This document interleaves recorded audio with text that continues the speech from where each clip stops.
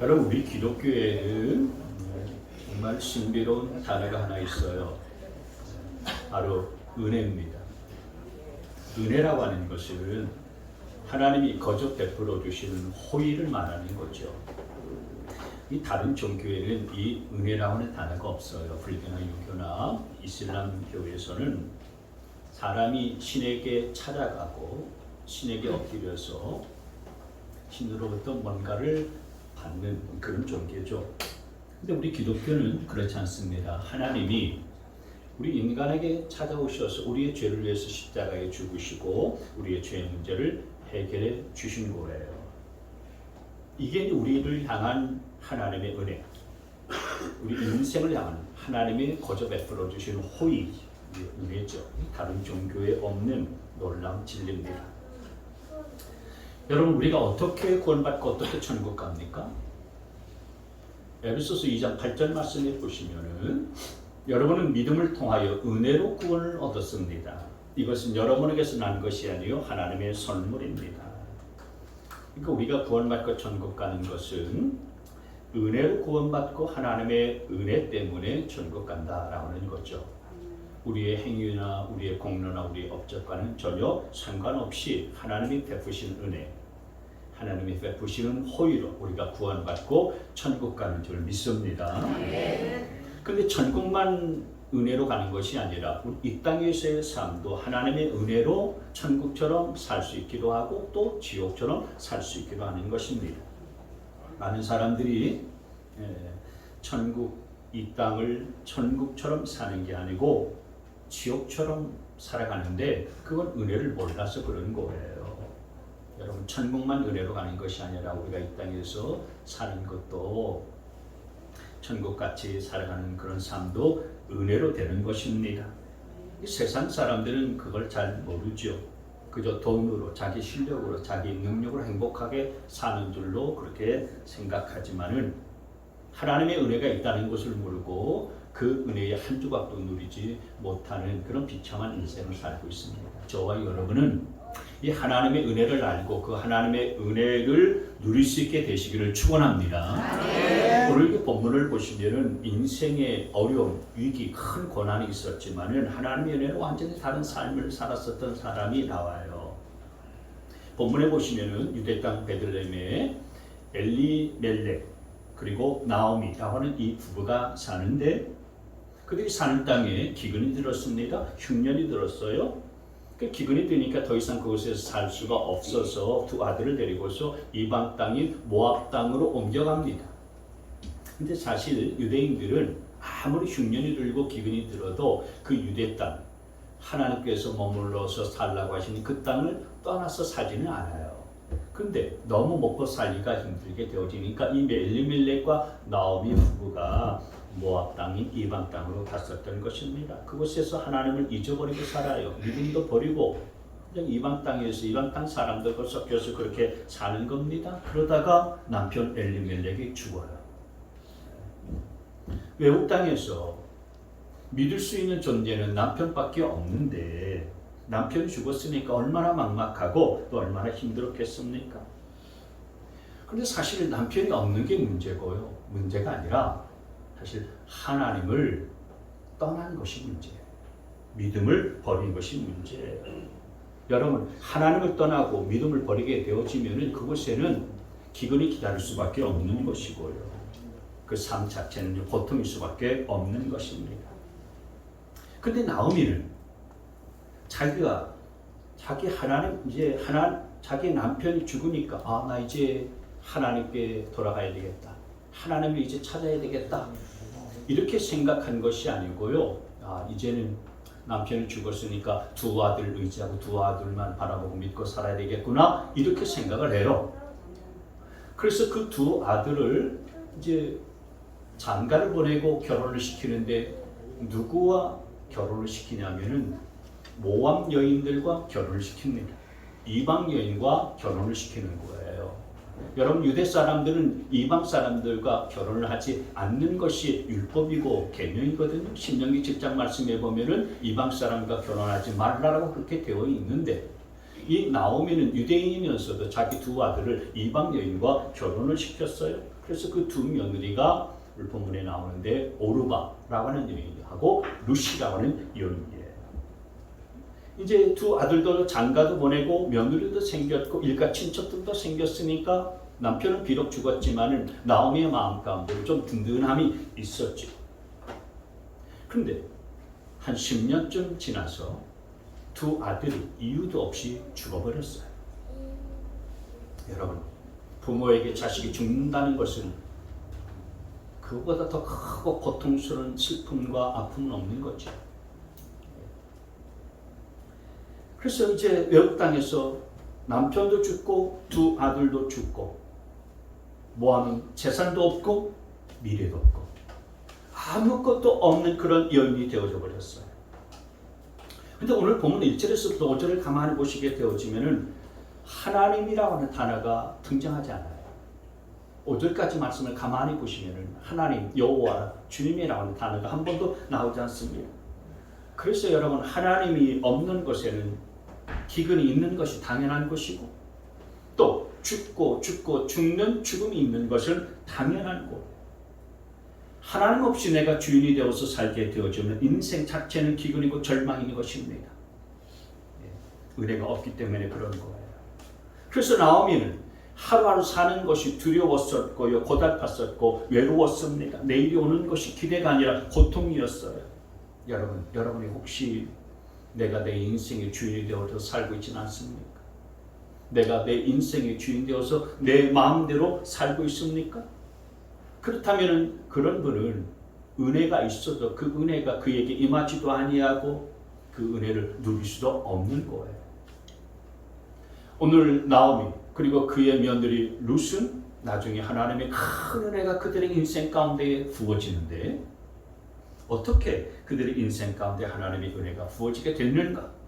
하나님의 은혜는 누구에게 임하는가? 크게 두 가지를 함께 나누려고 합니다. 첫 번째로 하나님의 은혜는 하나님을 찾는 자에게 부어진다라는 사실입니다. 같이 한번 읽겠습니다. 자, 시작. 하나님을 찾는 자에게 은혜가 부어진다. 믿으십니까? 아멘. 6절 말씀을 보시게 되어지면 모압 지방에서 사는 동안에 나오미는 주님께서 백성을 돌보셔서 고향에 풍년이 들게 하셨다는 말을 듣고 두 며느리와 함께 모압 지방을 떠날 채비를 차렸다.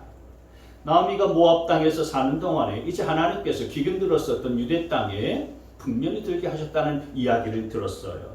그래서 이제 이방 땅 모압에서의 삶을 정리하고 고향 땅 베들레헴으로 돌아가려고 그렇게 결정을 했어요. 그리고 진짜 고향 땅으로 이제 돌아갑니다. 그런데 이 나오미가 고향 땅으로 돌아갈 때에 두 며느리가 남아 있잖아요. 두 며느리도 시어머니에 따라서 같이 가려고 해요. 두 며느리는 아직 젊습니다. 아직 젊은 세대기예요. 아이도 없어요. 그래서 나오미는 너희들은 너희들끼리 이곳에서 머물러서 살아라. 나를 따라오지 마라. 그렇게 이야기하는데도 두 며느리는 한사코 따라가겠다는 거예요.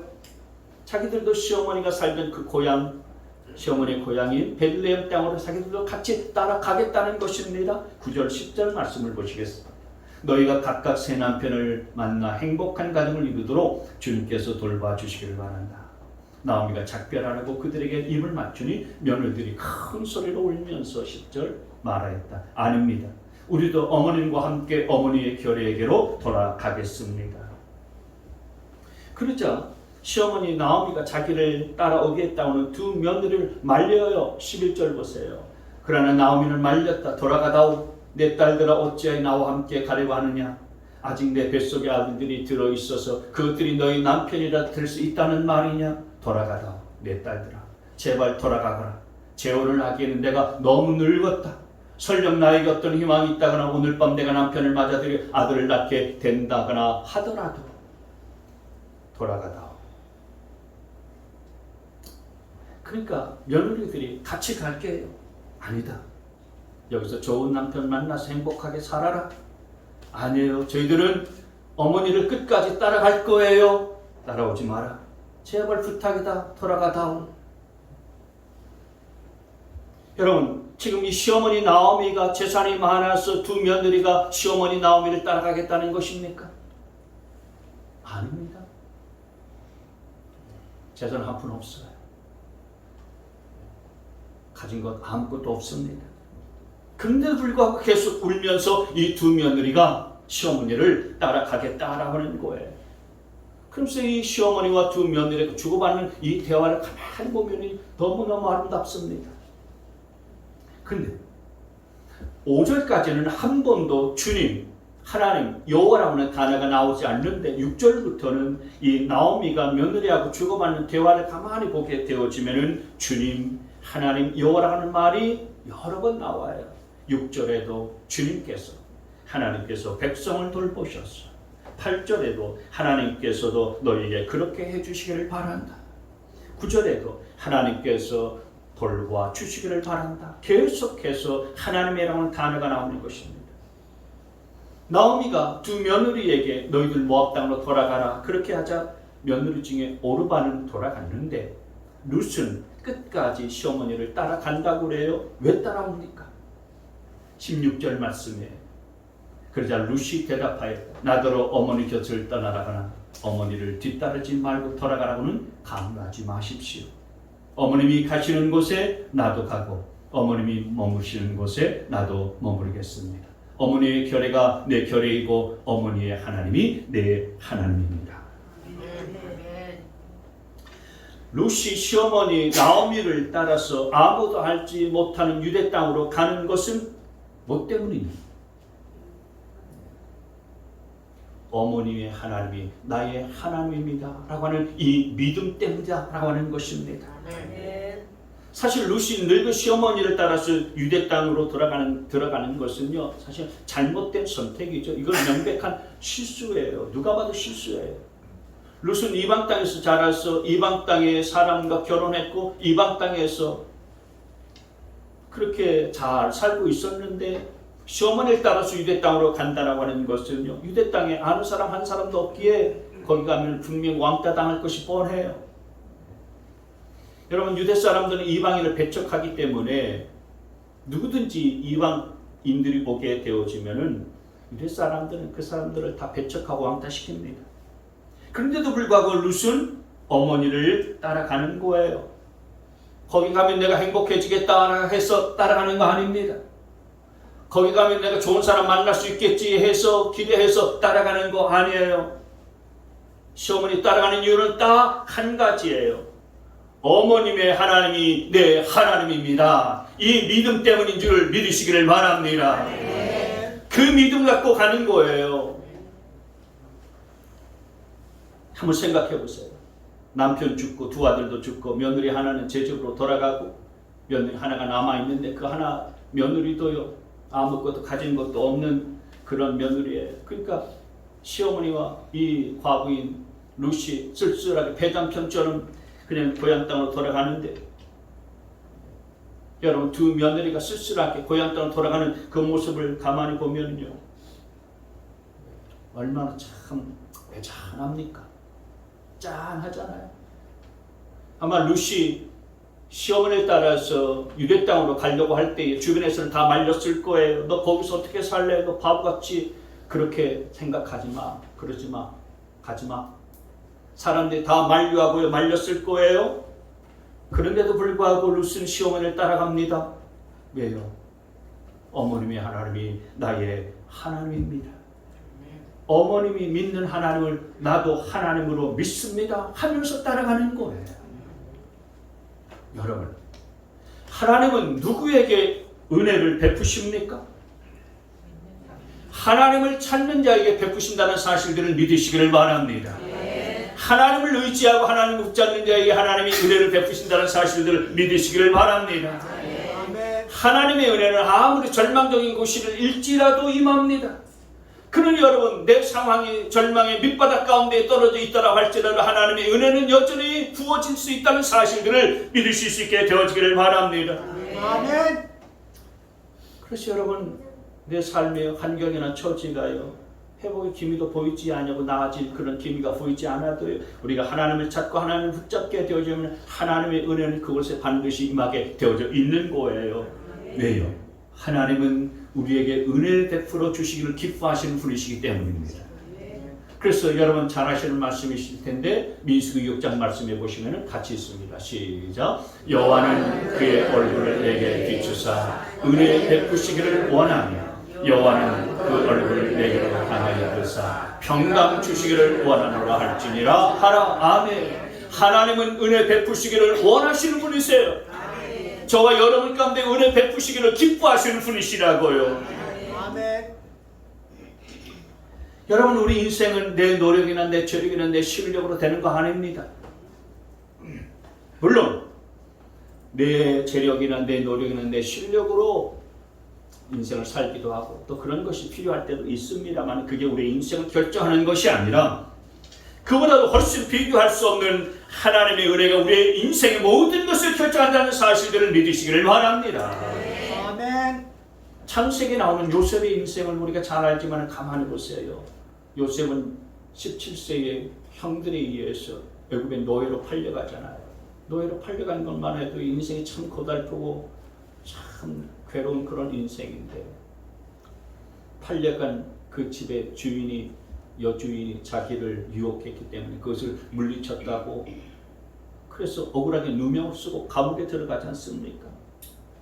노예 삶도 비참한데 감옥에 빠지는 삶의 깊은 수렁에 빠지는 그런 인생을 살잖아요.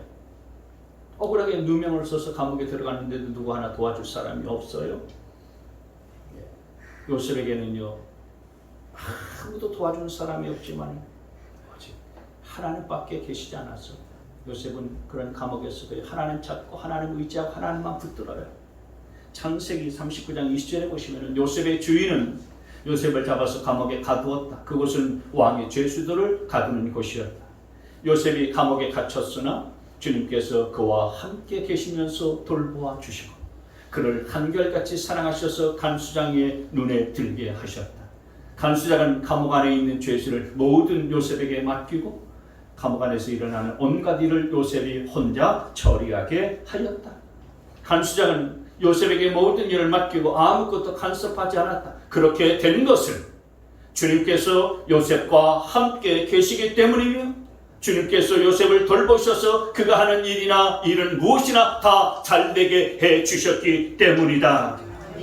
하나님께서 요셉과 함께 하셨고 그를 돌보셔서 무슨 일이든지 다 잘되게 만들어 주셨어요.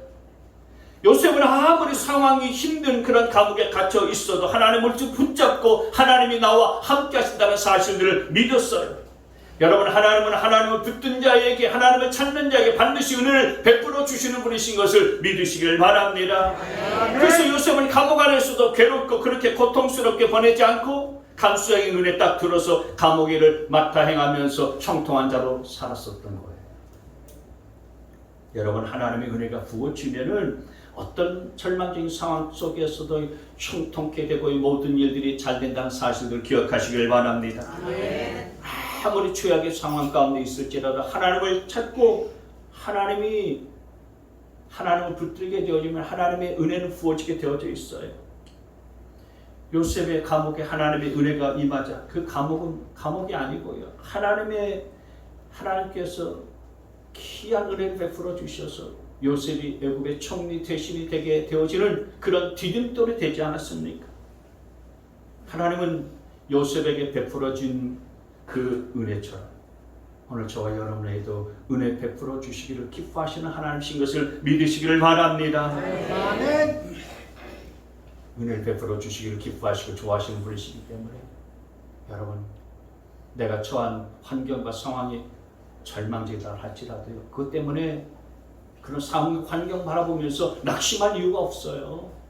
하나님 구하고 하나님 찾기만 하면은 하나님은 은혜를 부어 주실 것이기 때문에 그 은혜가 예비되어져 있어서 예비되어진 은혜가 내게 임할 것이기 때문에 낙심할 이유가 없는 것입니다. 매 순간순간마다 저와 여러분을 향한 하나님의 은혜가 예비되어 있음을 믿으시기를 바랍니다. 근데 그런데 하나님의 은혜가 아무리 예비되어져 있을지라도요, 그 은혜가 있다는 사실들을 믿지 아니하고 그 은혜가 내게 임한다는 사실들을 믿지 아니하게 되면 그 은혜를 받을 수 없고 누릴 수도 없는 것입니다.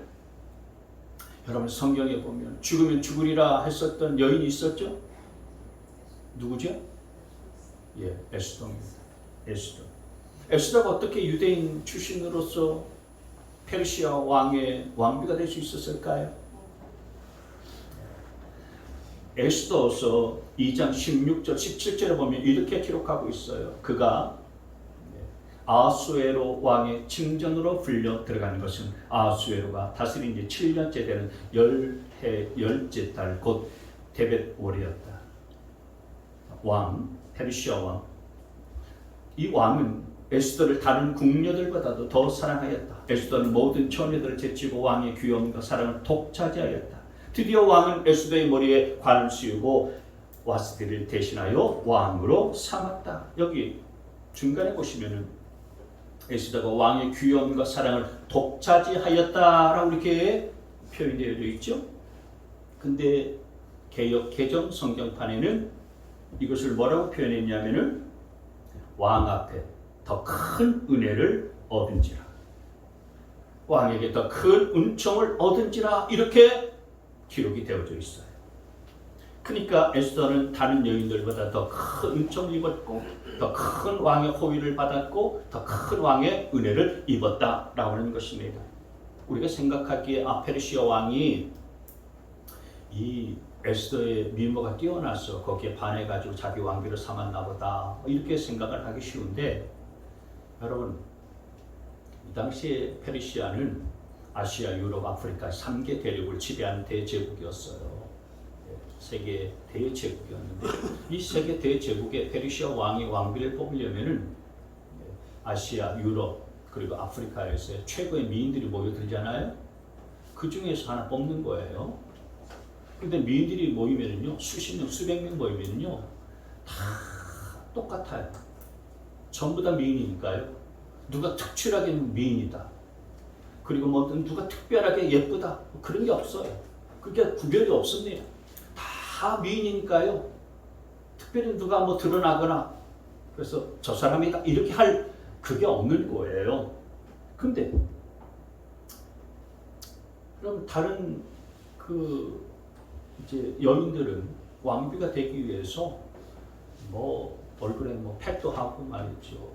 좀 화장도 뭐 하고 그리고 뭐 머리에 뭐 파마도 하고 말이죠.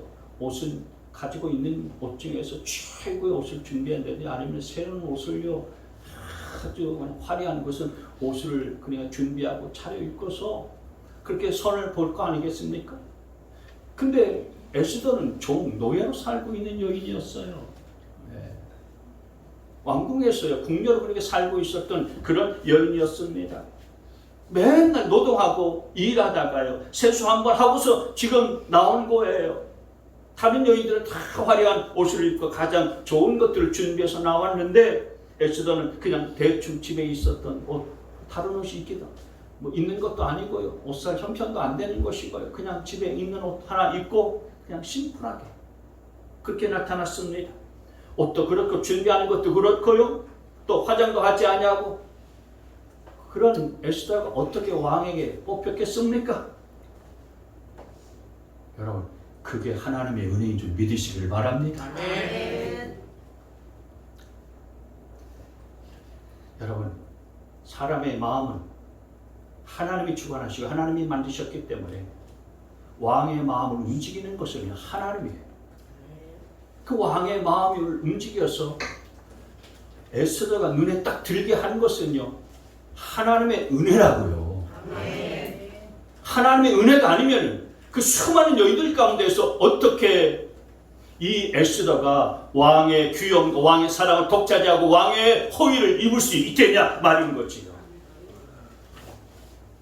여러분, 자녀들이 어디 취업하거나 시험 볼 때 면접하러 가잖아요. 그러면은 보통 면접하러 갈 때 보면 막 긴장이 되고요, 막 떨리고 두렵습니다. 그래서 안 될 것 같다, 떨어질 것 같다. 그러면요 떨어져요. 대체적으로 그래요. 그런데 반면에 오늘 하나님 제게 은혜를 베풀어 주십시오. 하나님의 은혜가 제게 부어질 것을 믿습니다. 라고 하면은요, 그 면접관이 내게, 자녀에게 호의를 베풀어 주시는 겁니다. 아, 그래, 네가 마음이 든다. 이런 때는 아멘을 좀 세게 해야 되는 거 아닙니까? 제 아내가 정년퇴직을 하고 있어요. 쉬지도 않고 열심히 지금도 공부하고 있고 또 계속 강사로 나가서 일도 하고 있어요. 근데 지속적으로 이제 기간제 강사를 좀 하기를 원해서 가까운 학교에 기간제 교사를 이제 모집하면 가야 되겠다. 하나님 앞에 기도하면서 그렇게 준비하고 있었어요. 네. 근데 지난주에 이제 기간제 모집하는 공고가 그 학교에서 났어요. 공고가 나면은 대체적으로 젊은 분들을 우선적으로 해서 뽑죠. 퇴직한 사람들을 후순위로 밀리게 되어져 있나 봐요. 가능성이 별로 없어요. 공고 나면은 젊은 사람들이 한두 명 뽑는데 젊은 사람들이 되지 이 정년 퇴직한 교사에게 그런 그 기회가 주어지기 굉장히 힘들어요. 그런데 이 학교에서는요, 신기하게도 말이죠, 공고를 냈는데도 불구하고 마지막 날까지 지원자가 한 사람도 없다는 거예요. 지원자가 없으면은요, 후순위자를 뽑는다든지 아니면은 학교에서 재량껏 뽑거든요.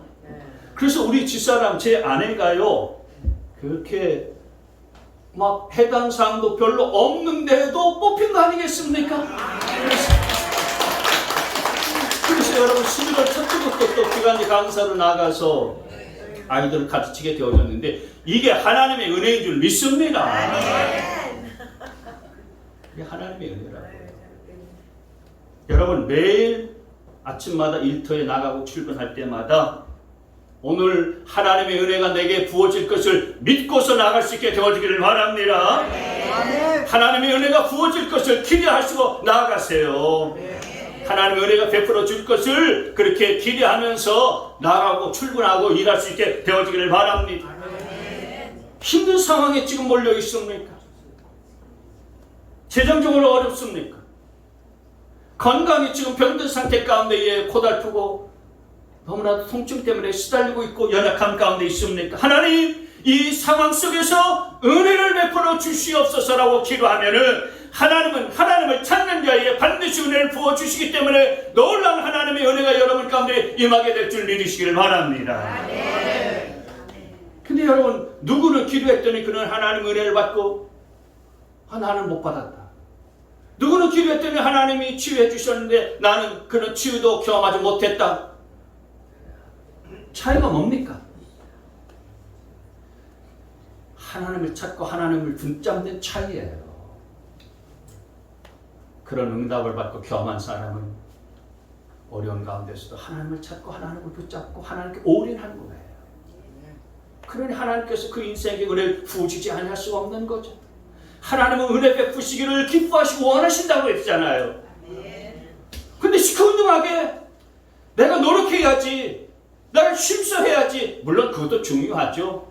그러나 그 위에 하나님, 내가 노력하고 애쓰지만은 하나님의 은혜가 부어져야 내 인생이 열리고 풀려지게 될 것을 믿습니다. 그러니 제게는 하나님의 은혜가 필요합니다. 하나님의 은혜를 원합니다 하는 자에게 하나님의 은혜가 부어지고 베풀어지는 거지. 아멘. 하나님을 찾지도 아니하고 하나님의 은혜를 바라지도 않는 자에게 하나님께서는 아무리 은혜를 베푸시길 원하시는 분이라 할지라도 그런 인생 가운데는 부어지지 않게 되어지는 거죠.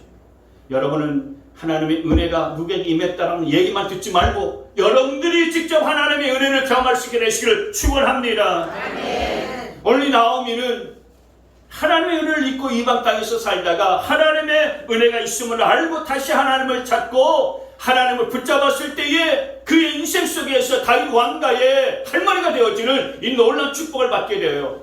그리고 롯도 마찬가지예요. 모압 땅에 있는 것들을 다 버리고서요, 결혼할 수 있는 그런 기회가 있었음에도 불구하고 다 버리고서 하나님께 모든 것들을 맡기면서 하나님을 찾고 하나님의 은혜를 구했었을 때에 롯도여 다윗 왕가의 족보에 오르는 놀라운 미래가 펼쳐질 것을 그도 미처 생각하지 못했을 거예요. 여러분, 하나님 찾고 하나님을 붙드실 수 있게 되어지기를 바랍니다. 내가 생각하지도 못했었던 놀라운 반전의 은혜가 부어지게 될 줄 믿으시기를 바랍니다. 두 번째로, 하나님은 어떤 사람에게 은혜를 부어주실까요? 하나님은 하나님 보시기에 좋은 자로 살 때에 은혜를 부어주십니다. 같이 한번 읽습니다. 시작. 하나님 보시기에 좋은 자로 살 때 은혜가 부어집니다. 나오미와 룻이 하나님을 바라보고 이제 유대 땅 베들레헴으로 돌아왔어요. 그런데 하나님을 찾는 자에게 하나님께서 앞서서 앞일들을 다 준비하시고 은혜 베푸실 것들을 다 예비하세요. 그래서 하나님은 이 나오미와 롯을 위해서 보아스라는 사람을 예비해 놓으셨어요. 유대 땅 베들레헴에 보아스라는 사람을 예비해 놓으셨는데 이 보아스라는 사람의 이름은 유력자라고 하는 뜻을 갖고 있어요. 그래서 이름 그대로 이 베들레헴 땅에서 보아스는 아주 유지였어요.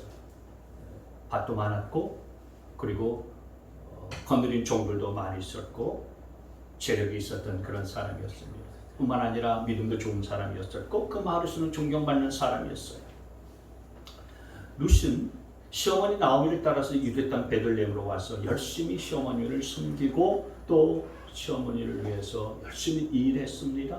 그래서 매일같이 뜨거운 밭에 나가서 때볕에 얼굴을 다 그슬리면서 이삭을 쥐어가지고 늙은 과부인 시어머니를 그렇게 섬겼어요.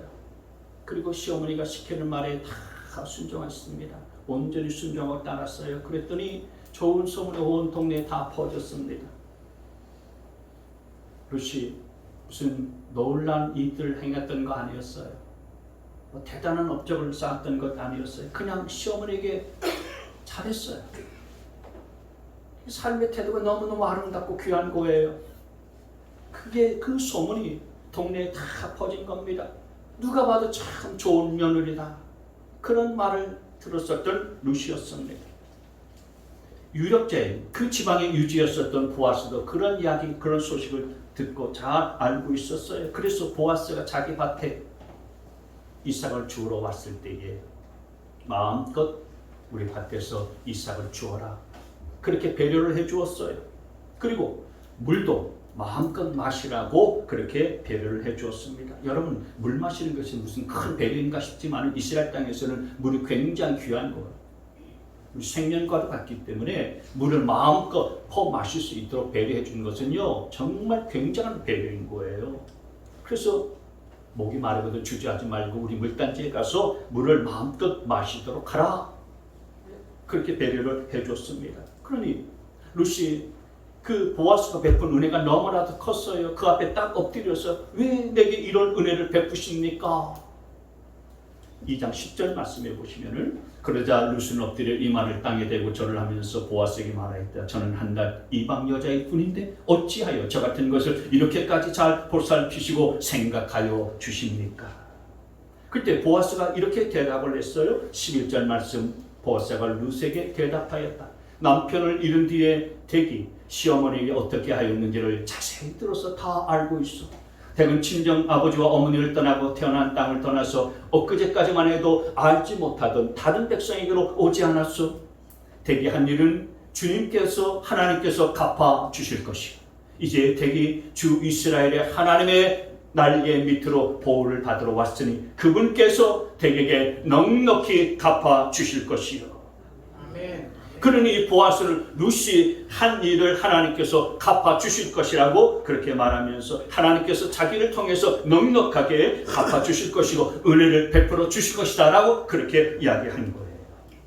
여러분, 룻이 이 같은 보아스를 만난 것은 정말 과분한 만남이었어요. 그리고 물도 마음대로 마실 수 있게 한 것도요 과분한 은혜였어요. 전혀 기대하지 않았었던 것이었기 때문에 분에 넘치는 것이었습니다. 그리고 그것을 끝나지 않고 이삭을 주울 때에 보아스는 이 종들에게 뭐라고 하냐면은 그냥 여러분 이삭을 줍는 것은 땅에 떨어져 흘린 것을 줍는 거 아니겠습니까? 그게 이삭 죽기잖아요. 근데 보아스는 자기 종들에게 그냥 땅에 흘린 것만 죽게 하지 말고 곡식단에서 아예 이삭을 떼어가지고서 땅에 흘려놔라. 그래서 그거 주워가도록 해라. 곡식단에서 막 흘려놓으라는 거예요. 그래서 다른 여인들 말고 룻에게는 그 흘린 이삭을 마음껏 주워갈 수 있도록 이렇게 배려를 해줬어요. 과분의 축복에 과분한 은혜인 것입니다. 룻이 생각하지도 못했었던 과분한 그런 은혜를 보아스를 통해서 받고 있는 거예요. 보아스가 이 룻을 볼 때 보기 너무너무 좋았었던 겁니다. 여러분, 우리가 하나님 붙잡고 또 평소에 하나님 보시기에 여러분의 삶이 선하고 아름답게 되어지면 과분한 하나님의 은혜가 여러분의 삶 가운데 임할 것을 믿으시길 바랍니다. 하나님의 은혜는 우리의 삶을 순식간에 반전시키시고 역전시키는 놀라운 능력이 있는 거예요. 이건 실력이나 인간의 노력이 아닌 것입니다. 하나님은 하나님의 눈에 보기 좋기만 하면, 하나님의 눈에 들기만 하면 언제든지 은혜를 베풀어 주시는 분이세요. 그러니 여러분, 사람의 눈치 보지 말고요, 사람 의식하지 말고 하나님의 눈을 의식하며 살고요, 하나님 보시기에 좋은 삶, 하나님 보시기에 합당한 삶을 살아갈 수 있게 되어지기를 바랍니다. 창세기 말씀을 보면요, 하나님께서 6일 동안 천지 만물을 창조하지 않습니까? 그 천지 만물을 창조하실 때마다 하나님께서 매일같이 첫째 날에 창조하시고 하나님 보시기에 좋았더라 그랬어요. 둘째 날에도 하나님 보시기에 좋았더라 그랬어요. 그리고 마지막 날 사람을 창조하시고 난 다음에 하나님 보시기에 심히 좋았더라 그랬잖아요. 여러분, 우리 인생은 하나님 보시기에 심히 좋도록 그렇게 살아야 되는 것이 원래 하나님이 계획하신 디자인이고요, 원래 그것이 하나님의 계획이었어요. 내 인생은 하나님 보시기에 좋은 삶을 사는 것이 하나님이 원래 계획한 의도였다고요. 여러분, 우리가 새벽 기도회 때 지난 2월부터 7월까지 6개월 동안 열왕기 상하의 말씀들을 새벽 기도회 시간 때마다 우리가 살펴봤거든요. 근데 그 열왕기 상하의 말씀을 보게 되어지면 이스라엘이 솔로몬이 죽고 난 다음에 나라가 북이스라엘과 남쪽 유다로 나뉘어지고 갈라지거든요. 근데 남쪽 유다의 왕들을 보면은 뭐 북쪽 왕들은 말할 것도 없지만은 남쪽 왕들의 가만히 보게 되어지면은 다 말할 수 없지만은 여호와 보시기에 어땠더라, 이런 이야기들이 많이 나와요. 몇 왕만 제가 말씀드리면, 아사 왕은 여호와 보시기에 정직하여, 여호사밧 왕은 여호와 보시기에 정직하게 행하였으나, 이 낮자가 붙으면 안 되는데 정직하게 행하였으나, 여호람 왕은 여호와 보시기에 악을 행하였으나, 아시아 왕은 아합의 집과 같이 여호와 보시기에 악을 행하였으니, 요아스 왕은 여호와 보시기에 정직하게 행하였으되, 아마시아 왕은 여호와 보시기에 정직하게 행하였으나, 히스기야 왕은 여호와께서 보시기에 정직하게 행하여. 그러니까 한 사람 왕을 설명할 때에 언제나 여호와 보시기에 정직하게 행했다, 여호와 보시기에 선하게 행했다, 또 어떤 왕은 여호와 보시기에 악을 행하였다, 그렇게 설명을 하고 있어요. 여러분, 우리 인생도 하나님 보시기에 정직했다, 하나님 보시기에 좋았더라, 그렇게 될 수 있기를 바랍니다.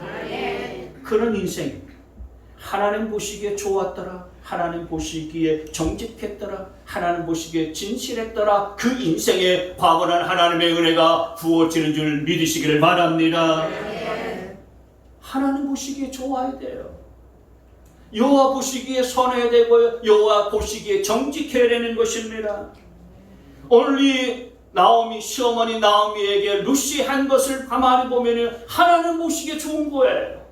하나님 보시기에 얼마나 흐뭇한 것인지 알 수가 없는 거예요. 재산 하나 없고요, 아무것도 없는 과부인 시어머니 나오미를 섬기고 봉양하고 그리고 최선을 다해서 모시는 그런 룻의 모습을 보면 하나님께서 보시기에 좋지 않을 수가 없었던 것입니다. 하나님 보시기에 좋은 사람들이 주변 사람들 보기에도 참 좋은 거예요. 그런 인생 가운데 하나님의 과분한 은혜가 부어지는 것입니다. 여러분, 하나님 보시기에 좋은 인생 되시길 바랍니다. 그 인생은 주변 사람들 보기에도 좋은 인생인 거예요. 여러분은 여러분의 부모님, 여러분의 자녀, 그리고 여러분의 친구, 여러분의 옆에 있는 성도들부터 너는 참 보기에 좋다, 여러분 이렇게 인정받고 칭찬받을 수 있게 되어지기를 바랍니다. 그런 말을 듣는 인생은 풀립니다. 왜요? 하나님의 은혜가 부어지기 때문에 그렇습니다. 여러분, 인생은 다시 말씀드려요, 노력으로 되는 거 아닙니다. 내 힘으로 되는 것도 아니고 내 의지로 되는 것도 아니에요. 물론 노력하면 남들보다, 노력 안 하는 사람보다는 낫겠지만 중요한 것은 하나님 보시기에 좋아야 되는 것입니다. 하나님 보시기에 좋은 인생이 되어야 거기에 하나님의 은혜가 부어지게 되어지는 것입니다. 성경에 은혜라는 단어가 처음 등장한 것은 노아 때였어요.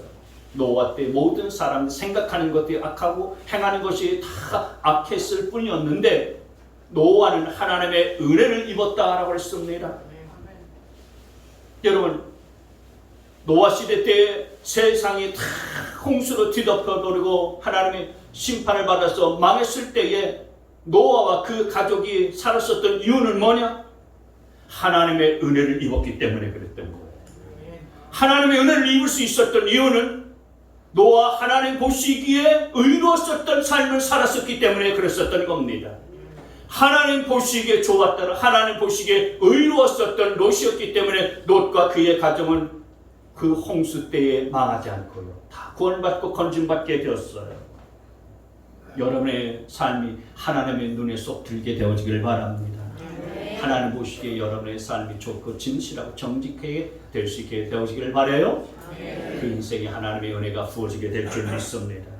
여러분, 하나님의 은혜는 지금도 무한대로 준비되어지고 있습니다. 세상의 모든 것들이 다 끝나도 여러분, 하나님의 히든 카드가 숨겨져 있는데 그건 하나님을 찾는 인생에게 부어지는 은혜예요.